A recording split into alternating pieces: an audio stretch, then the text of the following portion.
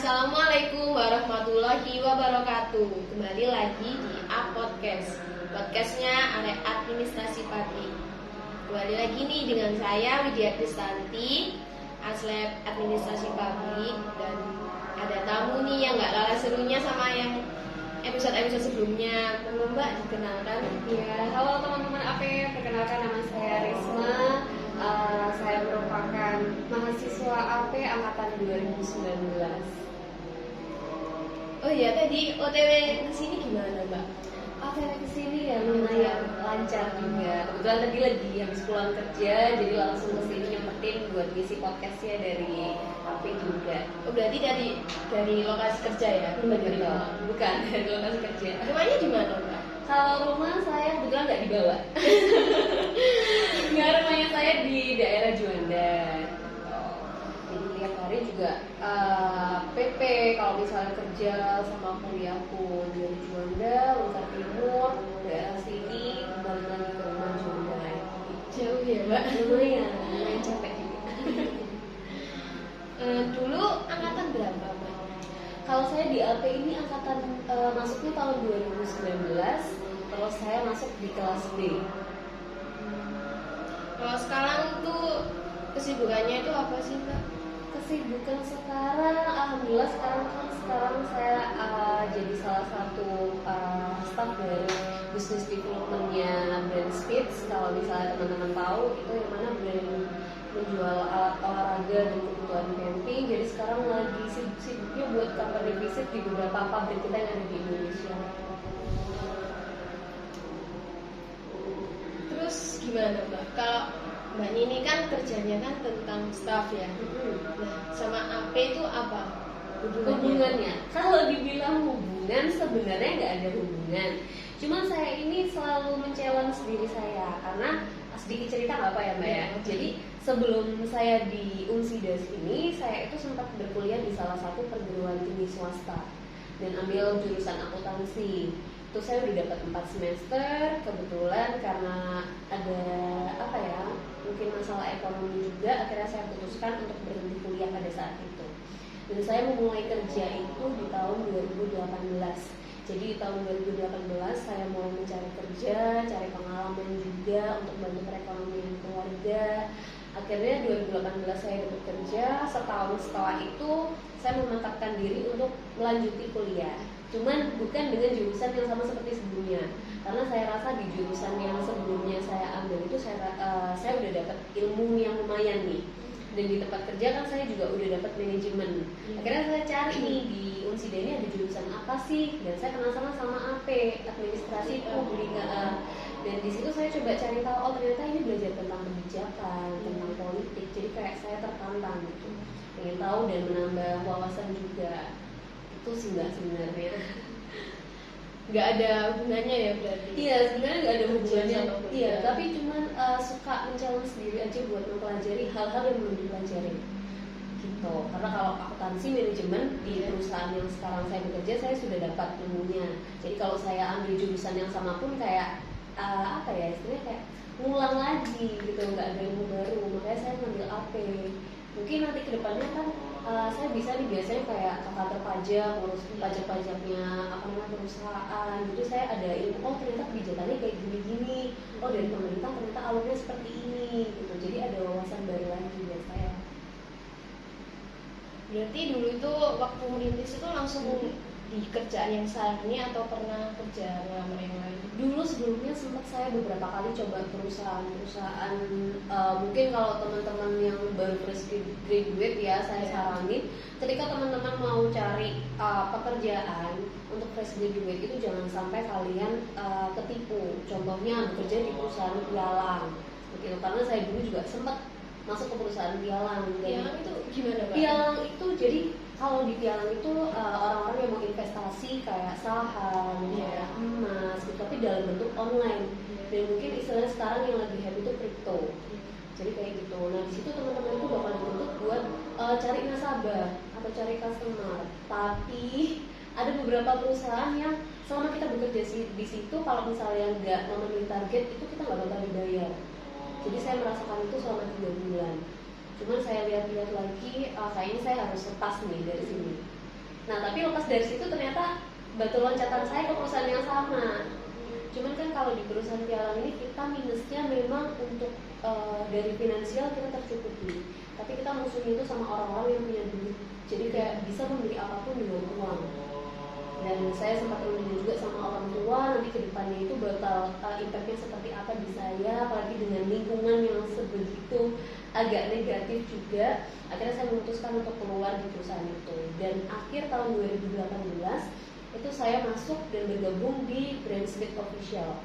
Dulu awalnya saya juga nggak sebagai posisi yang sekarang ini. Jadi dulu saya itu hanya admin biasa aja, admin gudang yang ngurusin kayak barang masuk, terus habis itu data juga barang keluarnya apa aja. Tapi sering berjalannya waktu, kebetulan saya juga sering berinteraksi sama bosnya, akhirnya saya diberi posisi yang sekarang ini. Alhamdulillah ya Mbak. Iya, alhamdulillah. Oh iya, sekarang waktu kuliah ini lagi di fase mana nih? Kalau di kuliah ini, alhamdulillah sekarang saya bisa lulus 3,5 semester ya, 3,5 semester apa mbak? 3,5 tahun. Setengah Oh, ya. semester. Alhamdulillah saya bisa lulus 3,5 tahun. Dan sebenarnya saya kuliah ini juga mewujudkan salah satu cita-cita almarhum mama saya yang ingin melihat anak-anaknya itu jadi sarjana. Iya.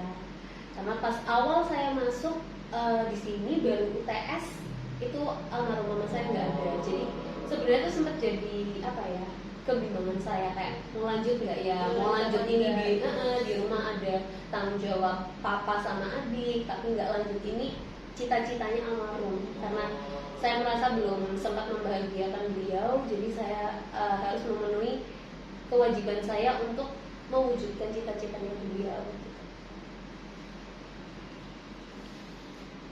Enak ya Kak, bisa lulus tepat waktu. Padahal kakaknya ini tuh bekerja gitu loh. Iya. Bisa bagi waktu. Betul. Sebenarnya kalau misalnya bagi waktu sendiri dibilang susah, karena saya selama beberapa semester ini harus yang pertama ngurus rumah, karena nggak ada sosok mama di rumah. Jadi saya ngurus rumah, ngurus adik saya terutama. Terus habis itu setelah ngurus rumah saya harus bekerja. Setelah bekerja pun saya harus kuliah. Jadi benar-benar dari pagi sampai malam itu capeknya luar biasa. Tapi alhamdulillah terbayar dengan lulus 3,5 tahun ini. Bisa ya Kak ya. Alhamdulillah. Bisa. Soalnya yang kuliah pagi itu kadang-kadang itu sampai molor sampai semester 12 gitu. Sebenarnya kalau kita ini kan harus punya goals ya. Jadi kayak hidup ini harus ada goals. Ketika kamu menginjak usia berapa, kamu harus misal nih kayak saya sebelum usia 25 tahun saya harus bisa menyelesaikan pendidikan saya. Terus nanti goals berikutnya apa lagi? Karena apa, nanti kedepannya kita juga apalagi dengan posisi yang sekarang mungkin buat saya dan teman-teman yang bekerja, pendidikan itu harus cepat diselesaikan supaya tidak mengganggu keduanya. Jadi kadang itu mungkin teman-teman susah bagi waktu, membagi waktu pekerjaan dan membagi waktu untuk pendidikannya. Cuman karena saya rasa kita perempuan ini kan nanti calon ibu, ya kan? Sosok anak yang cerdas itu juga butuh ibu yang cerdas. Jadi makanya meskipun saya bekerja, saya harus tetap melanjutkan pendidikan ini. Jadi menambah wawasan saya juga supaya kedepannya nanti insya Allah saya mendapatkan anak-anak yang cerdas juga. Amin. Sekarang kan udah ngerjain PA ya kakaknya. Betul. Untuk yudisiumnya itu udah dapet Yudisium, jadwal. alhamdulillah, insya Allah di bulan ini yudisium dan bulan depannya wisuda. Kalau habis wisuda nikah. Oh udah banyak calon. Iya, jadi kakaknya. definisi tutup buku buka terop. Ya wisuda tanggal 18, 23 akad. Wah. Enak ya kakaknya ya, udah ada yang hitung Iya, karena skripsi. udah ini juga sih, maksudnya kerja kalau dibilang finansial udah cukup, alhamdulillah cukup, pendidikan juga udah selesai, jadi udah nggak ada tanggungan lagi. Tinggal nikahnya aja. Bener. Keluh kesahnya waktu kerja itu apa Kak? Kalau kesah kalau waktu kerja sambil kuliah ya, kalau kesah yang pasti capek sih, apalagi kalau pulang kuliah dibilang sampai rumah itu selalu jam 10:30 malam. dan setengah 11 malam itu Itu juga sering nggak kayak gitu? sering tiap hari, apalagi semester 1 kan ya, semester 1 Senin sampai Jumat full sampai malam, jadi pulang tuh setengah 11 pun sampai rumah nggak bisa langsung tidur, istirahat, ngurus rumah, apa yang masih kotor di rumah, apa yang harus diberesin dan lain-lain. Jadi besok paginya tuh tinggal mungkin kayak siap-siap mau berangkat kerja sama nyiapin kebutuhan yang ada di rumah. Itu dibilang capek banget, benar-benar capek. Kendalanya itu sih capek kadang itu kalau apalagi hujan, kita dari posisi kerjaan, aduh berangkat nggak ya, tapi karena susah ya. Iya, tapi karena harus ini kewajiban lah, masa mau bolos sih, berangkat. Oh iya Kak, keluh kesahnya waktu di AP ini apa? Untuk dosen bisa, untuk teman-teman bisa? Kalau kesah ya, kalau dari dosen sebenarnya nggak ada sih. Dosennya benar-benar yang humble banget dan benar-benar ngajarin kita materi yang jelas banget mengenai AP. Mungkin dari segi teman-teman sih, karena kan di kelas B ini kita banyak teman-teman yang pekerja. Otomatis teman-teman pekerja ini karakternya itu lebih beraneka ragam. Dan ketika kita kayak dikelompokkan jadi satu, ada yang mereka karakternya harus lebih mendominan, ada yang memang dia pasif. Jadi kita tuh menyesuaikan karakternya itu biar tugasnya cepat selesai, ini susah banget. Itu keluh kesahnya kalau pembelajaran di AP, apalagi untuk yang kelas B. Jadi, susah itu ya menempatkan diri. Benar, susah menempatkan diri. Karena gini, kita takutnya nanti ketika kita terlalu dominan, akhirnya teman-teman kita kayak mengandalkan kita. Tapi ketika kita nggak dominan, tugas ini akhirnya nggak ada yang gerak.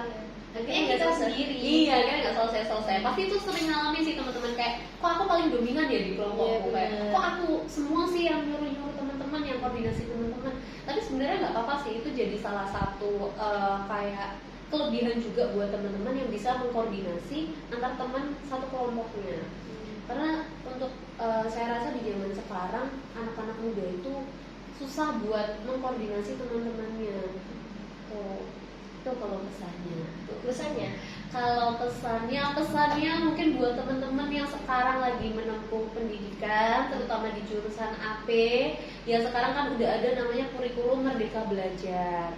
Jadi teman-teman itu kalau misalnya mau lulus itu bisa lebih cepat kalau teman-teman niat ya, dan bisa juga teman-teman itu mengambil tugas akhir seperti buat proposal. Nah, ketika teman-teman ini udah masuk di satu tujuan membuat tugas akhir proposal, saya minta teman-teman buat lebih niat ya teman-teman, dipelajarin yang benar-benar. Jadi kayak misalnya mau bahas tentang kebijakan apa nih, terus habis itu susunannya seperti apa. Jadi jangan asal buat proposal selesai lulus, enggak, tapi gimana teman-teman juga memberikan kesan yang positif buat unsida juga, dan tulisannya bermanfaat buat orang lain. Amin. Makasih ya Kak. Oke, sama-sama. Oke guys, terima kasih ya udah dengerin sama ini. Mulai dari Mbak Risma kuliah, terus putus kuliah, terus sampai kuliah di AP dan kehilangan sosok ibu juga. Terus yang sekarang udah waktunya yang pas gitu loh buat lulus. Terus sekarang tinggal nikahnya saja. Amin. Terima kasih ya Mbak udah jadi podcast kami. Sama-sama Mbak Lydia. Saya Widya Agustinanti pamit undur diri. Wassalamualaikum warahmatullahi wabarakatuh. Bye bye.